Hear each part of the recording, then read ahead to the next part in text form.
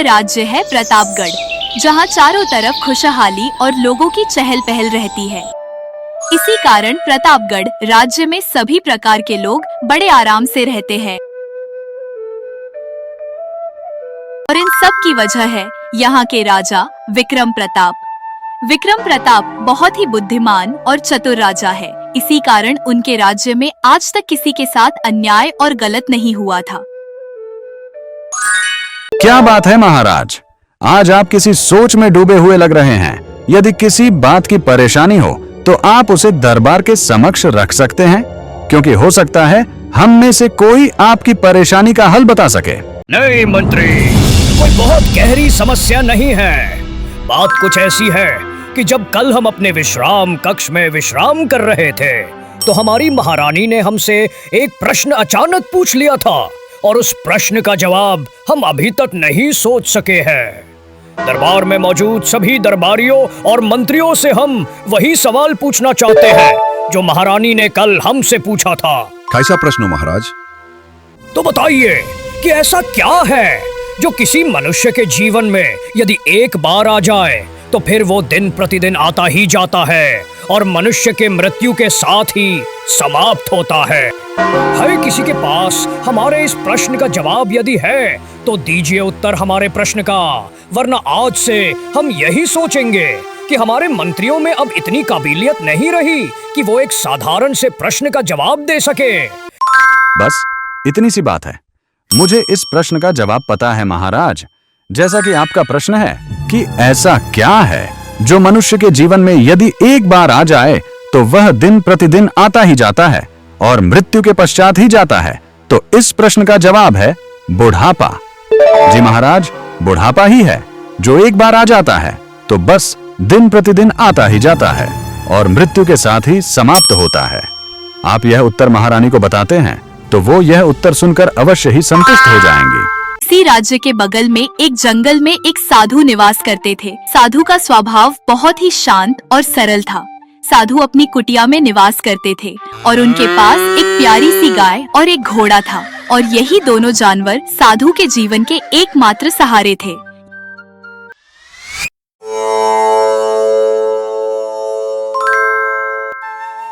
मंगल हो, सभी का मंगल हो। इस संसार में रहने वाले सभी प्राणियों का मंगल हो। हे ईश्वर, मेरी तुझसे यही प्रार्थना है कि सभी प्राणियों के मन से लालच, हिंसा और सभी बुराइयां समाप्त कर दे। अब समय हो गया है मंदिर जाने का। क्यों ना आज एक काम करूं, दोनों जानवरों को भी साथ में लिए चलता हूं। दोनों को मंदिर के सामने छोड़ दूंगा। मैं जब तक भगवान की आराधना कर लूंगा तब तक मेरी प्यारी गाय और घोड़ा दोनों वहीं थोड़ा चर लेंगे और दोनों की सैर भी हो जाएगी। मंदिर का रास्ता नदी के पुल से होता हुआ काफी दूर था, लेकिन साधु महाराज एक दिन भी मंदिर जाने से नहीं चूकते थे।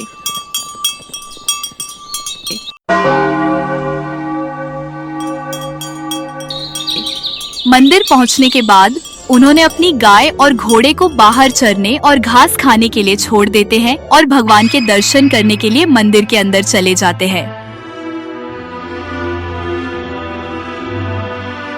कुछ समय पश्चात जब वह बाहर आए तब उन्होंने देखा और बोले, अरे मेरी गाय और घोड़ा अचानक कहाँ गायब हो गए? दोनों के दोनों दिखाई नहीं दे रहे। कहीं ऐसा तो नहीं कि चारा खाते खाते बहुत आगे न निकल गए हो? हाँ, यही हुआ होगा, चढ़ते चढ़ते आगे बढ़ गए होंगे, इसीलिए कहीं दूर दूर तक नजर भी नहीं आ रहे। चलो आगे की तरफ खोजता हूँ, शायद वहीं चले गए हो। दोनों जानवर घास खाते खाते मंदिर से काफी दूर निकल आए थे और अभी भी किसी बात की फिक्र किए बिना आगे बढ़ते जा रहे थे। साधु महोदय इस बात से परेशान हो रहे थे कि आज पहली बार जानवरों को गांव की तरफ लाया हूँ। उन्हें तो जंगल वापस जाने का रास्ता भी याद नहीं है। यही सोचते हुए वह पूरे गांव में दोनों जानवरों की खोज करते रहते हैं।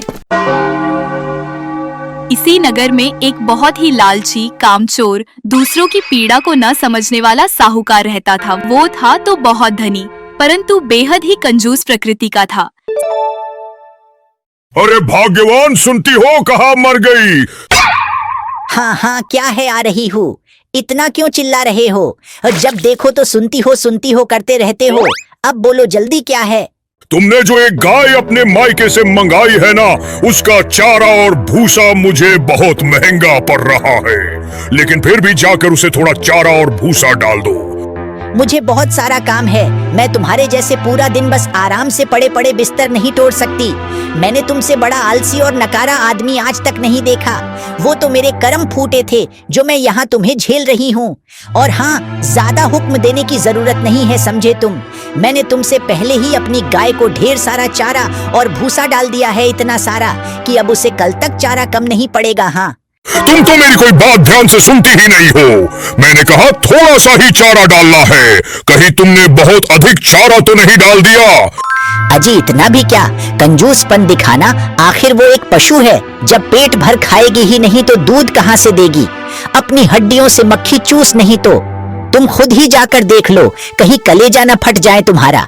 ये सोचते सोचते कि कहीं 4 दिन का चारा एक ही दिन में न खा ले तो कहीं कंगाल न हो जाओ तुम। लगता है मुझे ही देखना पड़ेगा। साहूकार अपनी लालची और कंजूस प्रकृति के होने के कारण घर से बाहर आता है, यह देखने के लिए कि कहीं अधिक चारा और भूसा तो नहीं डाल दिया भाग्यवान ने। क्योंकि साहूकार बेहद ही कंजूस था, साथ में थोड़ा मूर्ख भी था। और बाहर आते ही उसकी नजर इन दोनों जानवरों पर पड़ती है। उसने थोड़ा इंतजार किया कि शायद इन जानवरों का मालिक आ जाए।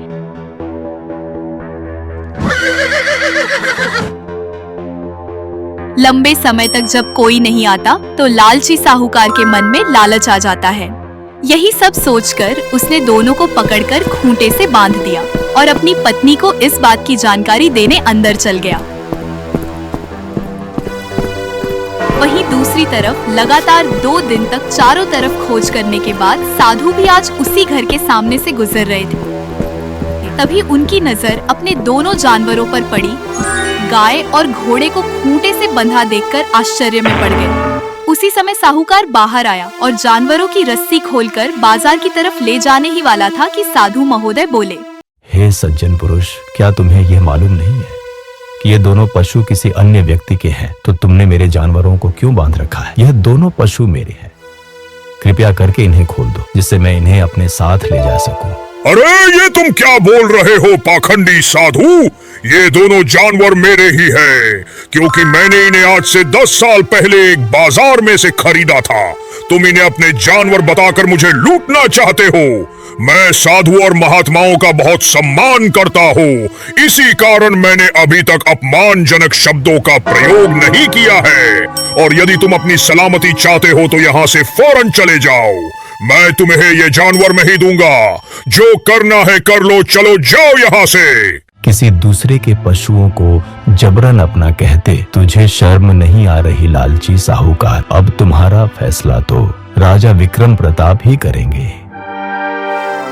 साधु बहुत ही शांत और सरल स्वभाव के थे, इसलिए उन्होंने साहूकार से ज्यादा बहस नहीं की और वह सीधे वहां से चलकर महाराज से मदद मांगने उनके महल पहुंचते हैं।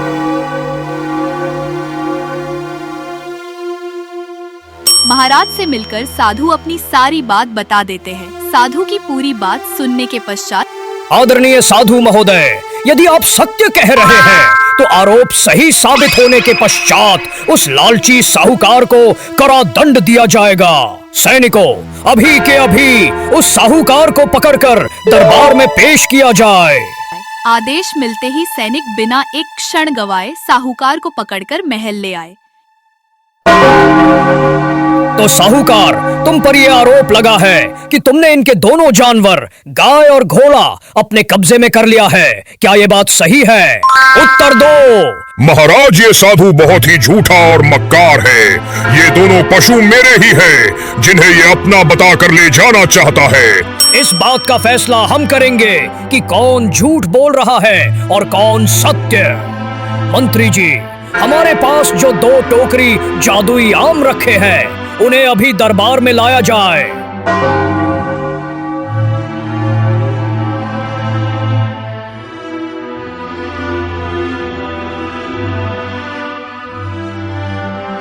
अब एक टोकरी आम साधु महोदय को और दूसरी टोकरी साहूकार को दी जाए।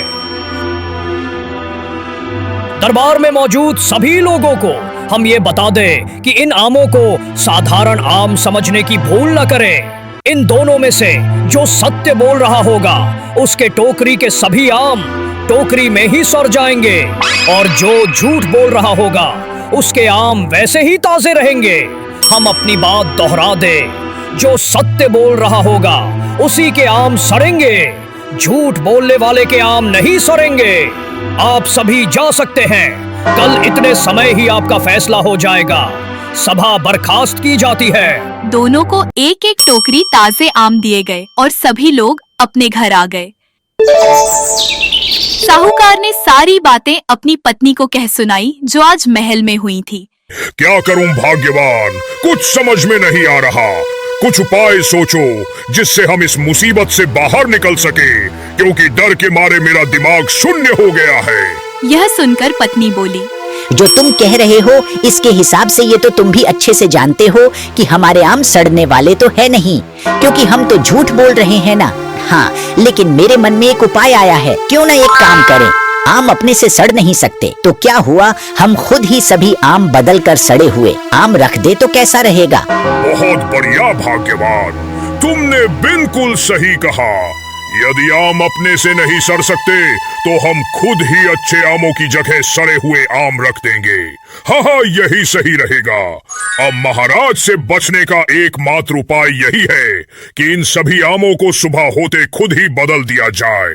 आप कहीं से सड़े हुए आम ले आइए और गिनकर जितने अच्छे आम हैं उनकी जगह सड़े आम रख दीजिए। पत्नी का यह उपाय सुनकर साहूकार ने सारे आम बदलने का फैसला कर लिया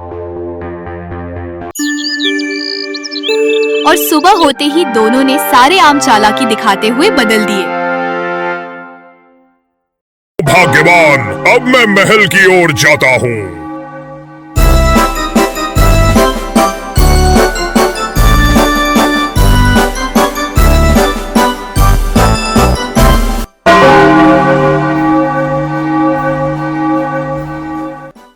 ये देखिए महाराज, मेरे सभी आम सड़ चुके हैं क्योंकि मैं सत्य बोल रहा था। सैनिकों, इस लालची साहूकार को अभी हिरासत लिया जाए, क्योंकि ये कोई जादुई आम नहीं थे। मुझे माफ कर दीजिए महाराज, मैं लालच में अंधा हो गया था। मुझे क्षमा कर दीजिए महाराज, ऐसा दोबारा कभी नहीं होगा।